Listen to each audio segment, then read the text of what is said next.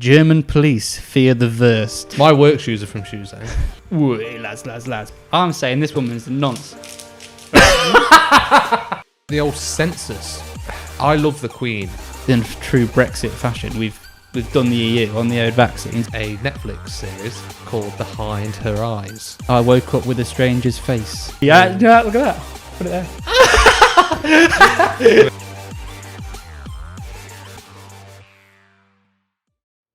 Hello and welcome back to the In Brother Words channel. My name's Tommy. This is Robbie, and I know it's been a while. Thank you for your patience.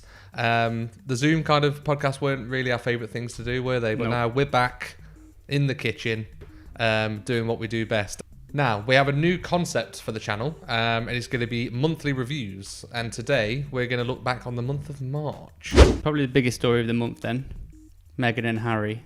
The interview with Oprah and the outing of the royal family. You watched it, didn't you? I did watch it, yeah. I thought it was thrilling TV. I really, really liked it. Went into it. I love the Queen. I do. And I'm not even, I'm not big into the royal family or whatever. I would happily have it that when the Queen dies, the royal family stops. Mm-hmm. But she, I think she's a great lady and I really like her. Mm-hmm. But I went into it open-minded. I weren't one of these that was like, you can't criticise the state. Yeah. And yeah, what a bombshell when she said the thing about the skin colour. Yeah, so I've got a list here of a few things, just little like one-liners of things that were mentioned. So yeah, skin colour comment. So is the first one. Yeah, so what Meghan said is that someone had a conversation with Harry numerous times that there was concerns about the baby's skin colour. Let's put it out there. That was Prince Charles, wasn't it? Probably. It weren't Andrew, because he was at a Pizza Express in Woking. Yeah. Money's on Charles, isn't it? Oh, yeah. But the breakdown of relationship with William concerns me. Because they're usually really tight. I think a lot of that is because he feels a bit betrayed that William's not backed him, because they've both been through similar experiences with the mum and everything. Charles has experienced loss or whatever. Yeah. And he's not been. Did you get supportive. the feeling that it was as if William is more in the cycle of it? Well, he is, isn't he? Yeah. That's what Harry said, that they're trapped and that Charles and William couldn't do what he's done. Yeah. And escape it. Because they are being prepared for plucking, literally groomed straight for being in the thing. Yeah. So Kate made her cry, not the other way around. See, I don't know what that one's about. What's that? Because it was all in the tabloids. Obviously the tabloids were just bashing Meghan.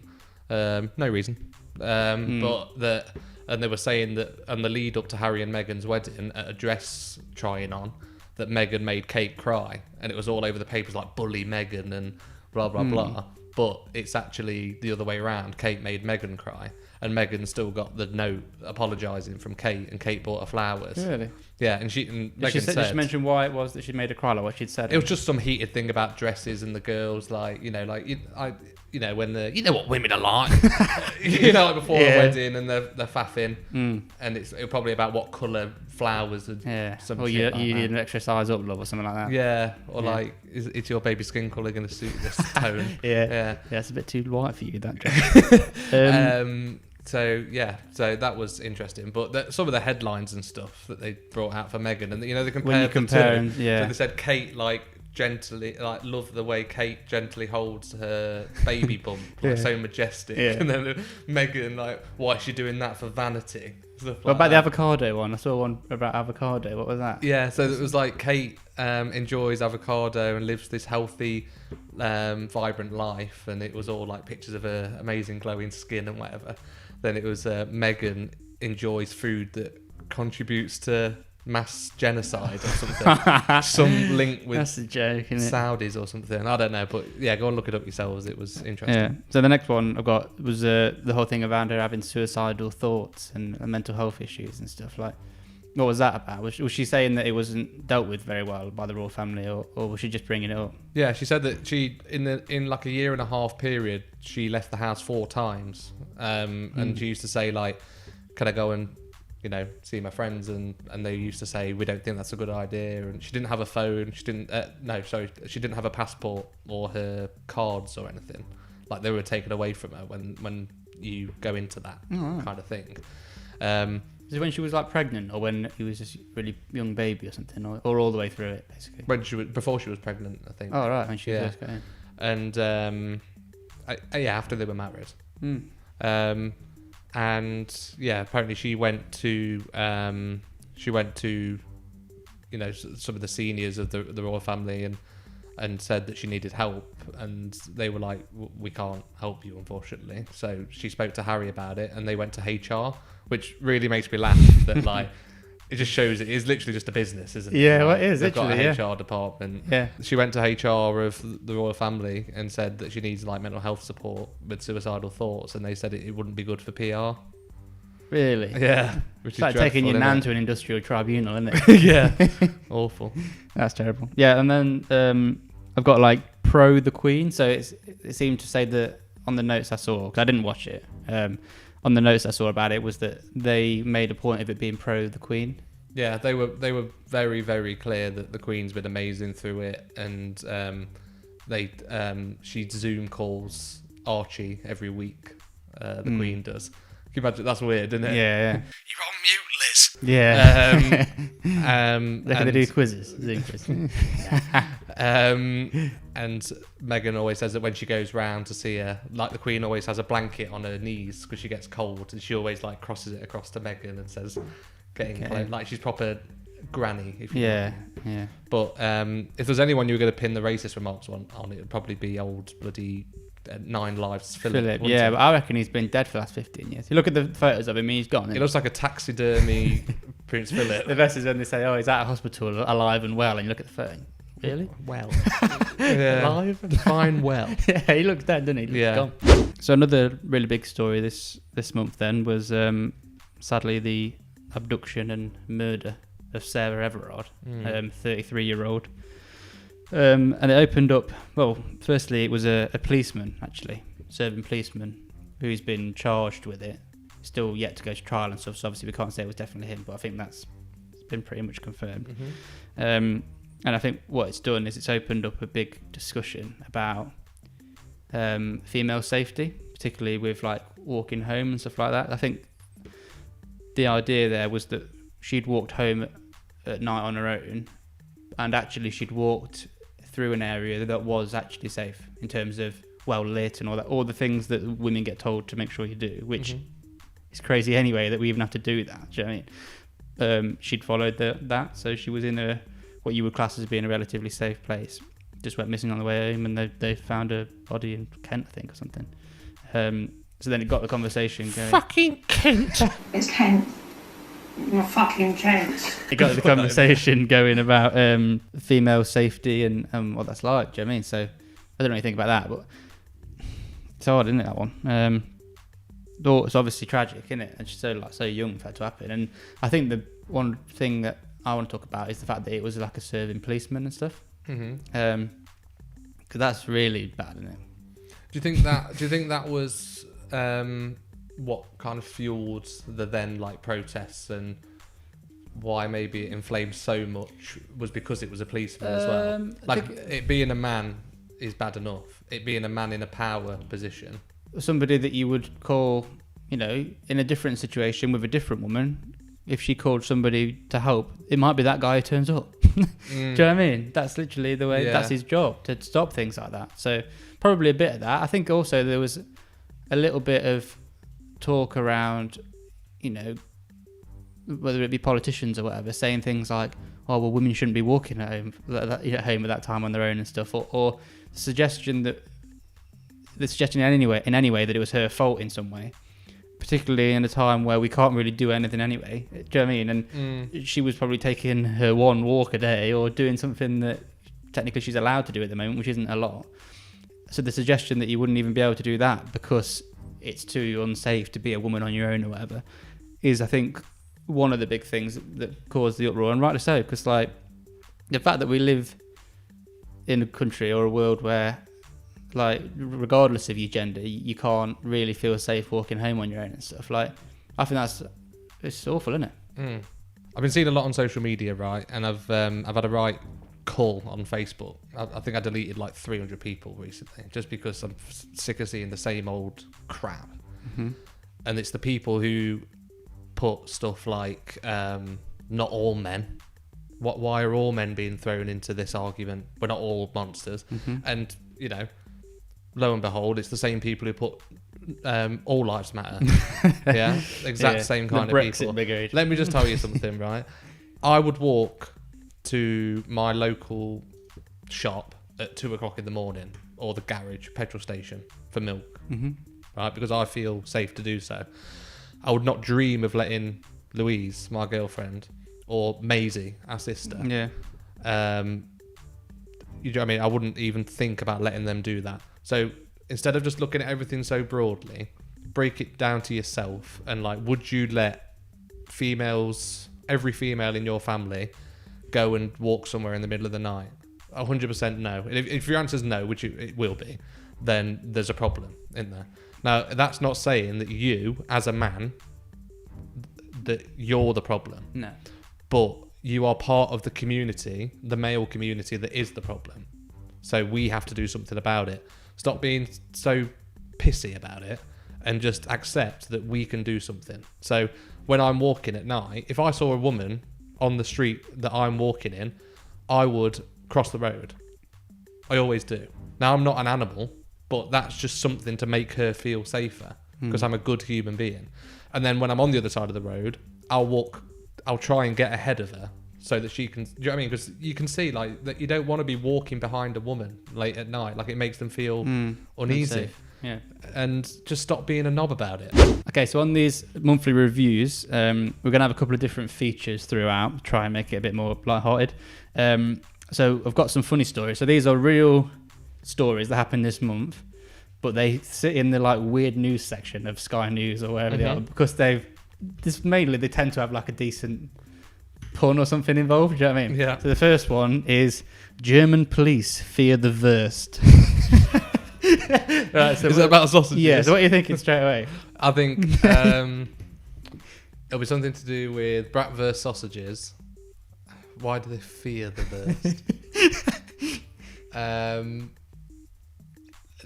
As some bratwurst been used in some kind of crime. Well, what it was is they've solved a 9-year-old burglary by finding DNA on a half-eaten sausage. Yeah. I love that. So, and what happened is the sausage belonged to the victim, right? Yeah. So someone's come in, broke in, done the crime, and then had a little bit of a nibble of a sausage on the way out and left it there. Right?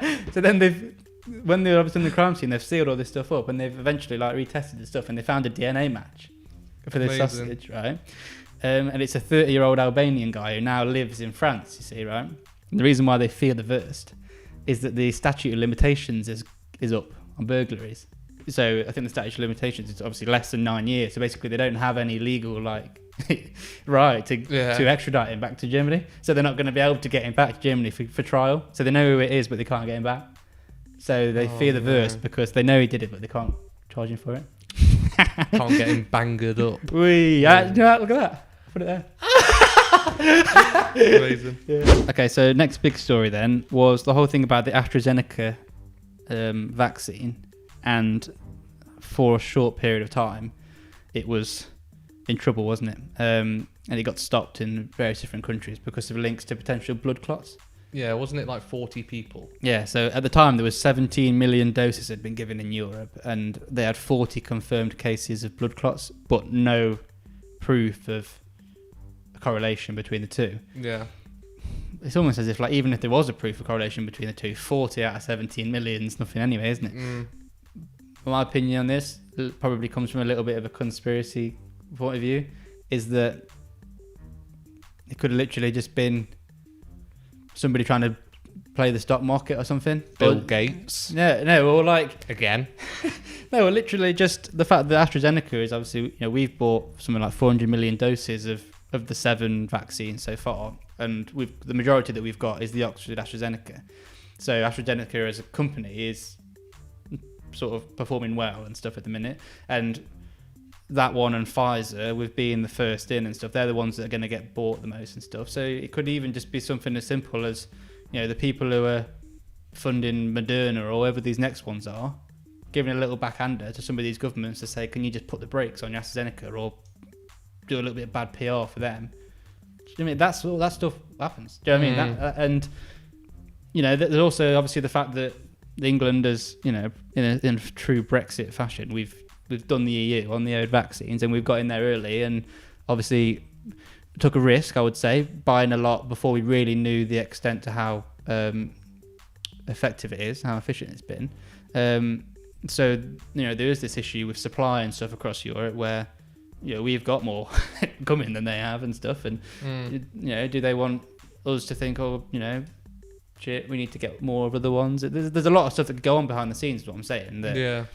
Because based down to purely statistics, if you're talking like 40 cases of blood clots in Norway, wherever it was, therefore we need to stop it in France, Italy, Germany, all these different places, Spain, that all stopped it. That can't be based purely on stats. It just can't be. I mean, there must be something else going on behind the scenes there.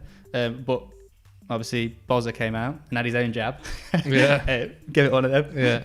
But anyway, get one of them. And luckily now, obviously, everything's back on track with it and stuff, and it's cracking on. But it smelt to me a bit like someone trying to just play the markets or whatever, because the AstraZeneca stock must have fell through the floor when that got halted for a couple of days, or I don't know, something just felt a bit weird. I'm sick of that talking about COVID and shit. Yeah, let's move on then. Yeah. Something else we had to do in March was the old census. It's bloody long-winded, wasn't it? It's quite intrusive. I thought it'd be like name, height. Turns out they want your bloody inside leg measurement. What you had for dinner. Yeah, what you had for dinner. Favourite flavour ice cream. It was a joke, wasn't it? Yeah, yeah. What do you think of like the census and stuff? I think it's good. Like, I think it's good. Yeah, I don't really care. No, but it's good. Like, you know why they do it and stuff. Yeah, it's so that they know what to fund and stuff in local communities, and that they're putting at the same age demographic or whatever. Yeah, I have fun looking at the questions. It's just my brain, and thinking about people who do like dodgy jobs. So like drug dealers. And stuff. What they put. Do you know what I mean? Yeah. What greengrocer. Yeah. Talk about what. Yeah. To briefly explain what you do day to day. Logistics, really. Yeah. Bit of everything, really. Yeah. Another bit of big news this month, and I want to talk to you about it as well.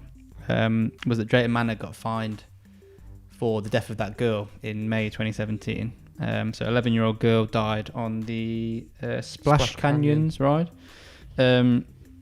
You were there. I was there. I saw quite a lot of it. The aftermath, should I say, not the actual incident. The more, it was horrible, to be honest with you. Obviously, we can't go into too much detail. Mm-hmm. But I was operating the G-Force roller coaster at the time. So for those that know Drayton Manor, it's up in the air, the station, and it overlooks the rest of that area. So you could oversee like the queue line and the station of the Splash Canyon. Splash Canyon's rapids, for anyone who's wondering. And I can remember it just coming across on the radio, like, everyone e-stop, which basically means just slam your big red button on your ride that stops everything. Well, including if someone's so you have to do it and there's somebody. No, you have to do it safely. You have to do it in the right area. It basically means some stuff upside down. Yeah, well, yeah, on some rides like G-Force, you can do that, obviously, because it's anyway. But basically meant whoever's on your ride now, get them to the end, get them off, and close your queue lines. And then the one in North 3, which is the area where the big rides are, were literally told to evacuate your guests out. And within 3 minutes, there was 4 ambulances, 2 paramedics, 3 police cars, 2 fire engines, and a helicopter. Air ambulance. Air ambulance, yeah, landing like in the theme park. It was terrible. It was really, really bad. And there was just a general vibe across the whole park. Like, it just fell silent. Do you know what I mean? Like, something really bad had happened.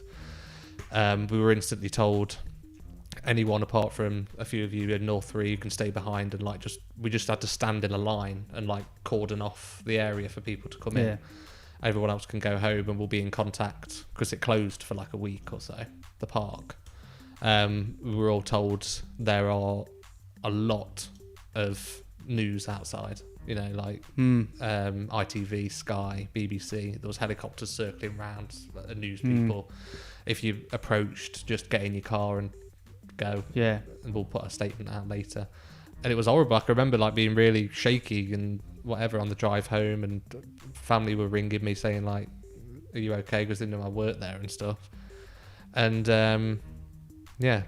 terrible. But you know, Drayton Manor handled it well at the time. We was all offered counselling, and we went in the next day, and they held like a vigil thing at the local church in Drayton Village, where you could all go and pay your respects and stuff. But it hit them massively financially, and obviously recently been into administration. Yeah, well, this is the thing. So they got a fine of about £1 million, but that was Drayton Manor Park Limited that got that fine. But they went into administration a while back, and it's actually been sold now to something called Looping Group, which is the people who own Gulliver's Kingdom and West Midlands Safari Park and stuff. Which means that this fine will never get paid. So who gives them the money? No one. Oh, right, okay. Well, I think it's kind of hard for me to talk about because I had an amazing time at Drayton Manor and like loved it, and I find it hard to criticise. Yeah, but it's important to say that they admitted, or they were found to have breached the health and safety regulation. Yeah. Now, that's it. Everything else, in terms of their response and everything, has been deemed to have been like all completely correct, and if anything, like put themselves in danger from what you've told me and stuff. Great place to work, a great place to go, and places like that are going to need our kind of love and support moving forward. Well, I say that they're in administration, aren't they? For that exact reason, like the COVID hit that industry really hard, hasn't it? Yeah. But yeah, thoughts go out to the family. Yeah. Okay, so we're going to do a little feature every month, also called Tommy's Trends, and it's going to be just where I rate something that I've either done, watched, eaten, drank, experienced in the past month. Yeah, that's the big thing at the moment. Yeah, and I'll just tell you whether it's worth doing or not. I'm basically saving you time. And this month is a Netflix series called Behind Her Eyes. Now, I'm not massive into like Netflix culture and stuff. I don't really binge a lot. That's bullshit. You're proper like, you're a basic bitch. I'm sorry. I'm a basic bitch, but then I recently with this lockdown discovered Warzone, and that's like you've gone back to your like 13-year-old lad. Yeah, but I've promised the lads that I'm deleting that on the 12th of April. So yeah, but he likes I'll keep you updated with that. You like things like Starbucks and that, don't you? Like, I do. Yeah, I'm quite basic on a lot of things. So someone suggested Behind Her Eyes to me and Louise, and we thought, well, we'll give it a go. We've got nothing else to watch. It's 6 episodes of 50 minutes, and it's basically like a psychological thriller. I'm not going to give any big spoilers away, but I'll just say it kind of started off as a bit of a slow burner.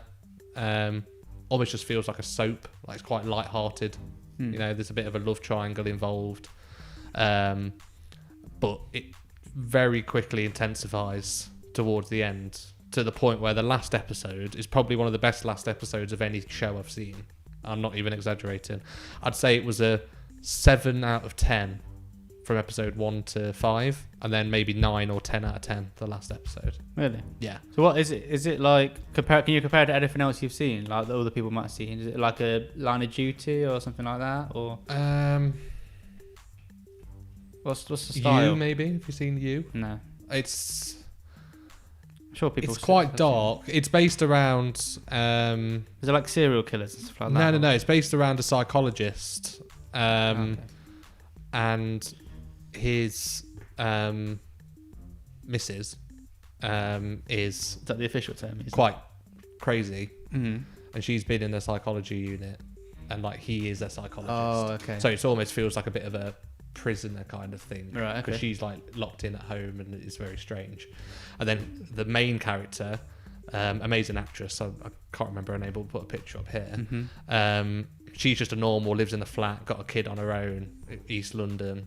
She's a receptionist there and gets like tied in with all of that. Oh, yeah. But there's a lot of deeper things. I can't say because then it'll give it all away. Alert. But there's like a lot of drug stuff in there, and just a lot of deep rooted. You know, a lot of them have got a lot of like issues, deep issues. Is it a thinker or is it? Oh, yeah, the last one.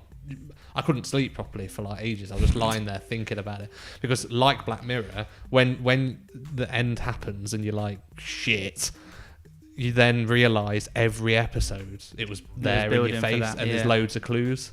Yeah. And me and Louise nice. just lay there and like, oh, and that's why she was. Yeah. Oh, and that was why you did that. Because like it all links in, but you Yeah. don't realise. Strongly recommend it. Please go and watch it. I was right about Coco. I'm right about this. I'm going to give it 8.3 out of 10. Second funny story then of today. Okay, so you know, are you familiar with Shoe Zone? Yeah. The company. My work shoes are from Shoe Zone. What an absolute nonsense. Are they No, really? let me just say this. I'm not like A nonce. I'm not poor, but it's I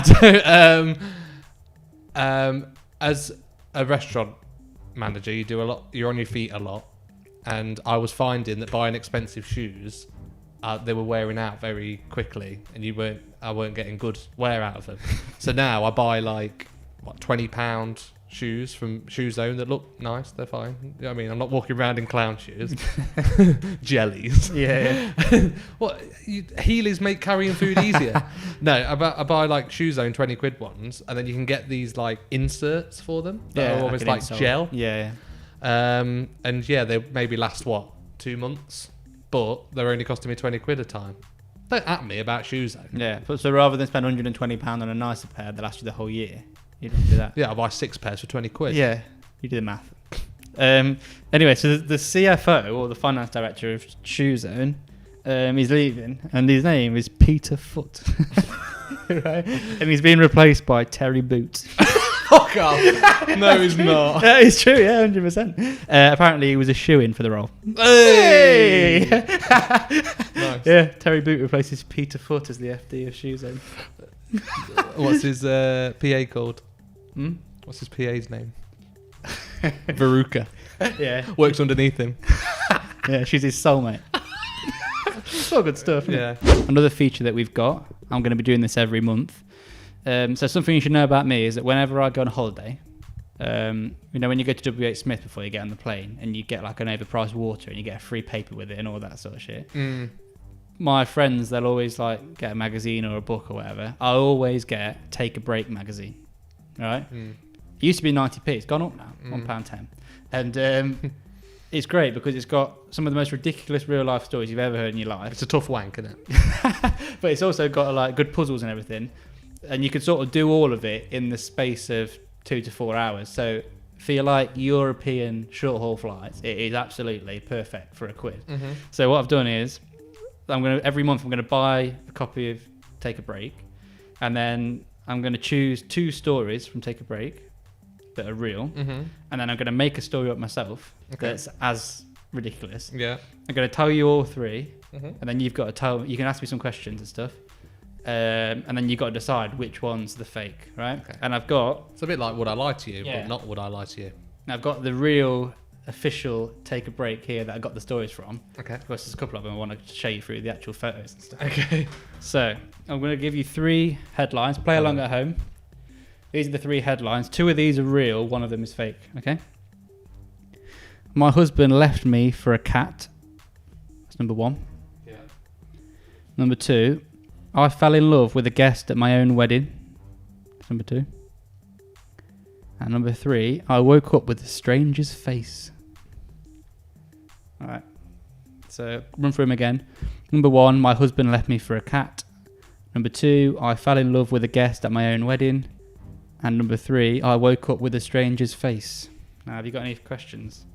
Yeah, left. What do you mean by left for a cat? Okay, so I've made a few notes on these. So her name's Jackie. I Right. think his name was Darren. You've got no authority here, Jackie. Yeah, and the first bit of the story, this is a great thing about the stories in Take a Break, is they're written like from the point of view of the person, like it's almost autobiographically. Like Yeah. it's stories. It starts with It's like the person writing the article. yeah. Is The victim. first paragraph, the first sentence is always like. I never thought this would happen, but it's true. No, that tends to be the subtitle. The first, so this one, I think it was something along the lines of, when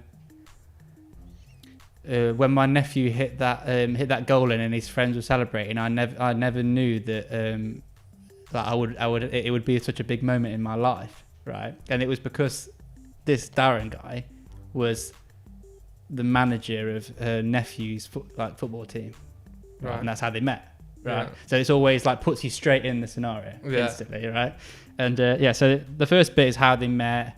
They've been married for like 12 years or something. They got a couple of kids. All this sort of stuff, saying how like nice it all is. And then there's always like a big like moment. And he's just saying how much he was getting into like online gaming and stuff. Chat rooms, and it gave you the sort of idea that he was on like, he didn't mention this, but something like Reddit, that sort of idea. That was what he was getting into. And they sort of separated, and they eventually got divorced. So then you're thinking like, where's the cat? So then it turns out that it was over a year later that she saw on his Facebook, via one of their mutual friends that showed her on Facebook, that he was with like a cat, basically. So she was like a cat woman. You know, like dressed cat up woman. as a cat. No, yeah, but like she'd had her tongue altered, and she had like high cheekbones, and her eyes were like. Yeah, I know what you mean. So she wasn't a cat, but she was like cat woman. And I think he was living in America with this cat woman. Okay. And so she's put two and two together. She reckons he'd met her like online and that. Right. Which is why my husband left me for a cat. Okay. And then the falling in love with the guest at the wedding. Yeah. Okay. So this was really weird, right? So her name's Kay, and she's married to a bloke called Rob. Sorry, that's the wedding. Yeah. Right. And again, the first bit's all about them like having a nice wedding. So it's got photos of them in the wedding and everything, and it's all like, oh, they're all sound. They've got their own kids. I think they have 3 kids or something, right? But then she mentions throughout the story their family friends who have got kids themselves and they're really close with and stuff. And basically, long story short, they get a divorce, and she works at a pizza shop, right, with the bloke from this like family friends. Yeah. And she's working there one day, and his son, who she's been like friends with for years and years, he's like 14 at this point, and she starts like getting on with him. And then when he's 18, she's babysitting for him when he's 18, which is weird. And they sleep together, and now she's getting out of him. Right. Okay. Right. It's proper weird, that one. Okay. And the strangest face. How'd you wake up with a stranger's face? She had a face transplant. No, it was her own face, but it didn't look right. Go on then. Yeah, that's it. Yeah. How's it not looked right? She had burnt herself. That's the not true one, isn't it? Right, You got no details for it. She fell asleep in a campfire. No, so what happened was she went camping, and then No, she didn't. she did. She went camping with her mate, right? And they had a campfire on, and then I think they had a drink or something, right? And she must have got tired, and she fell asleep, and she woke up, and she was in hospital, right? And what had happened was she's sitting around the campfire, and she fell asleep, and the fire had like burnt down to just like, you know, like not a fire, but it's just smouldering. Like, yeah. And she's like leant forward and put her face in it.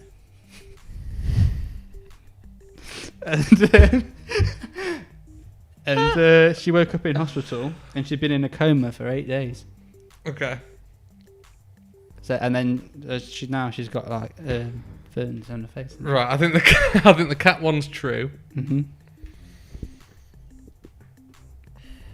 It's hard, isn't it? Because they're all shit. I think the stranger's face one's true. Do you? And I think the wedding's one's false. Okay, is that what you're going for? Yeah. So Tommy's gone for the false one, being I fell in love with a guest at my own wedding. Yeah. Let us know what you thought at home, because the real fake one is the cat one. No way! That was the one I was certain would be fine. Yeah. Now I've got to tell you the true story about the second one. Right. Because I'm saying this woman's a nonce. Right. Get on this. Right.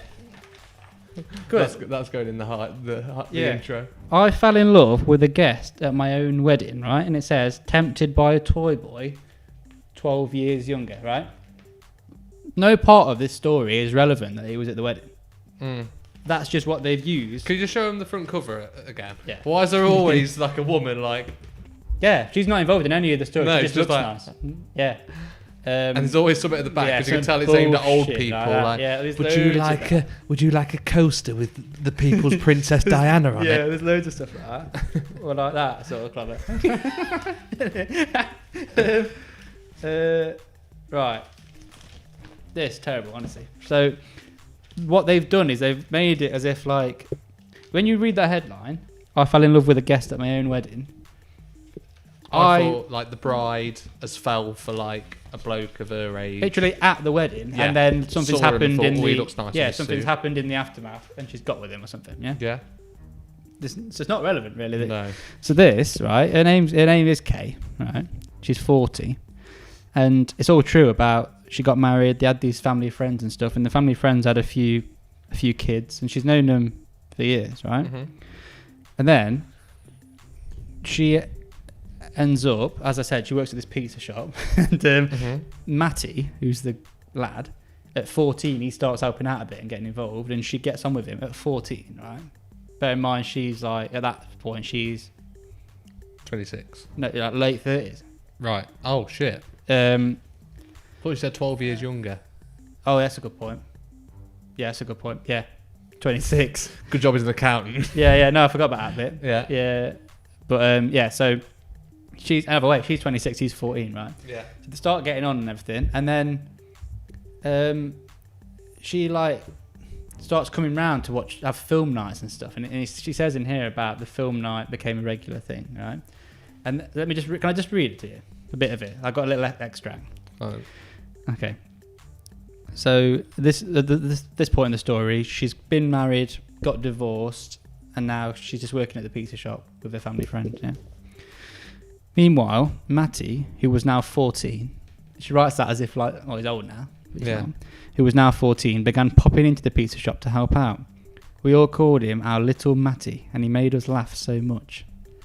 Over the next 4 years, we became friendly, and he even invited me to his 18th birthday party, but I couldn't make it. So instead, I invited him over to mine to watch a film. It's the right thing to do, isn't it? It's polite. That's weird, isn't it? That? Yeah. Because she's 30 at that point, he's 18. Mm-hmm. Wrong, innit?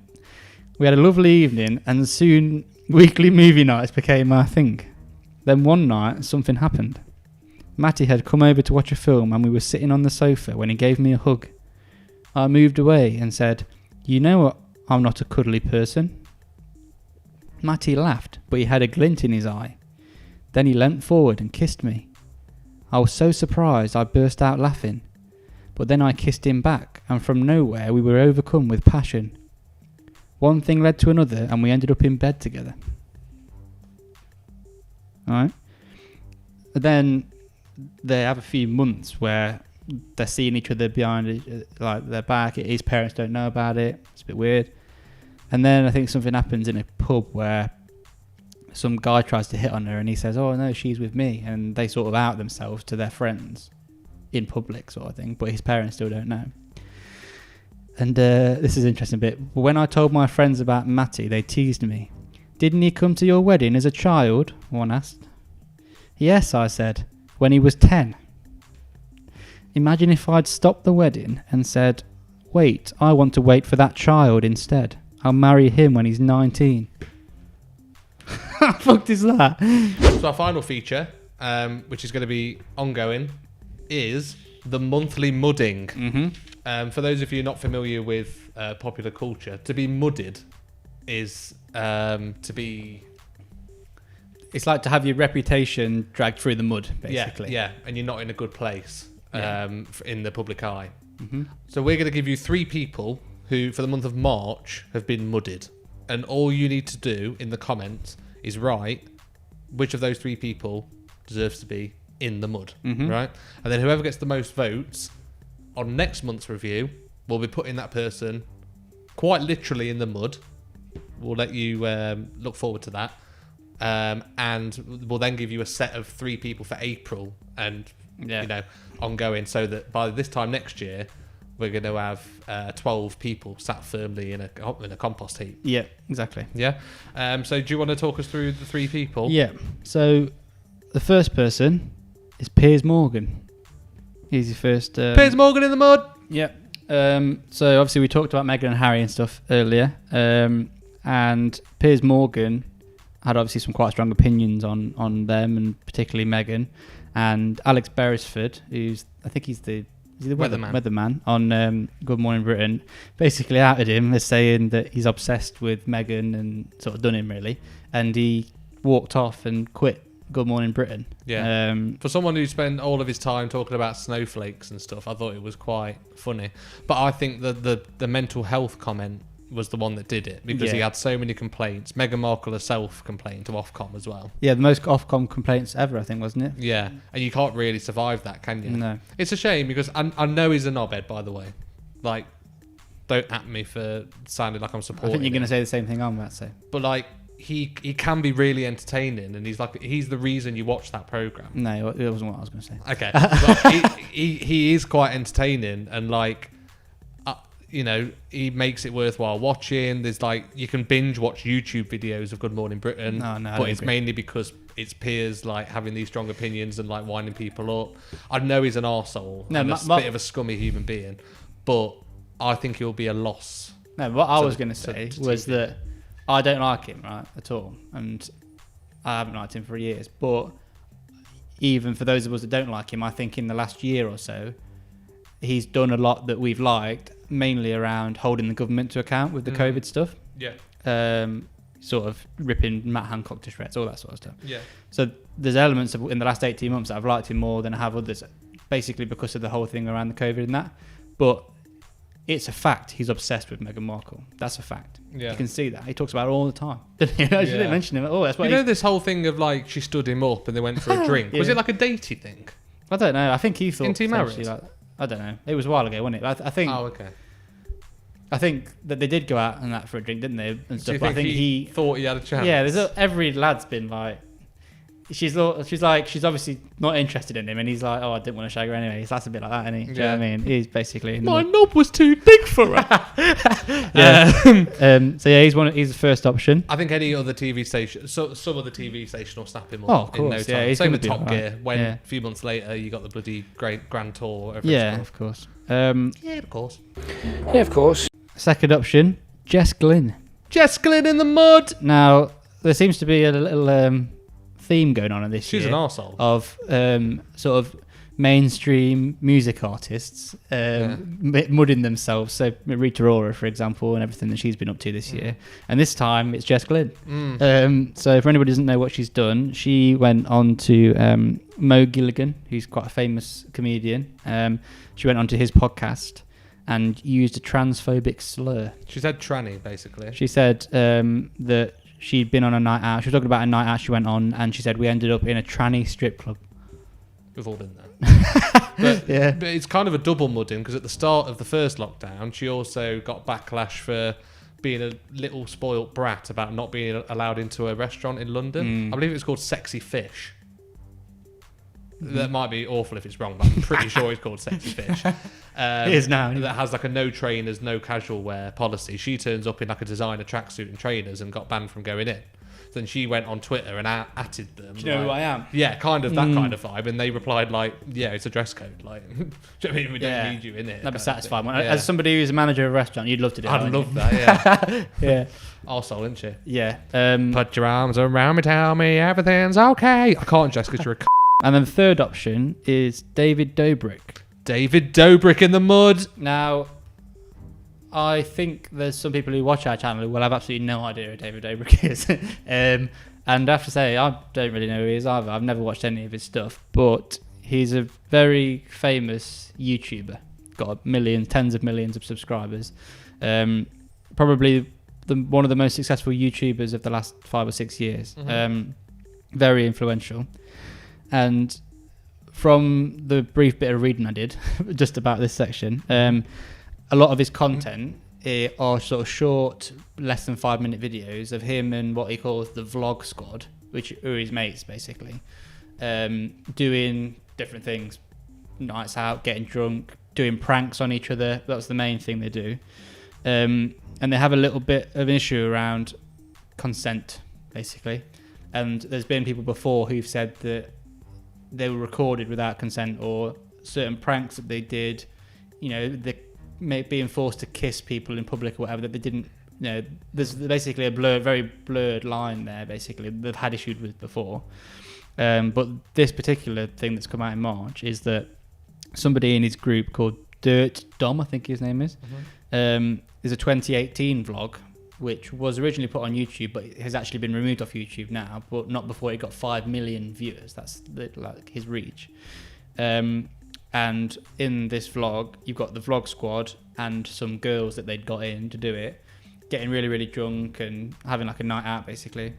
And one of the girls in that video, and the video is framed that she like has sex with this Dirt Dom guy, but she came out and said actually that they got her really, really drunk to the point where she didn't know what she was doing, and she was raped basically by this guy.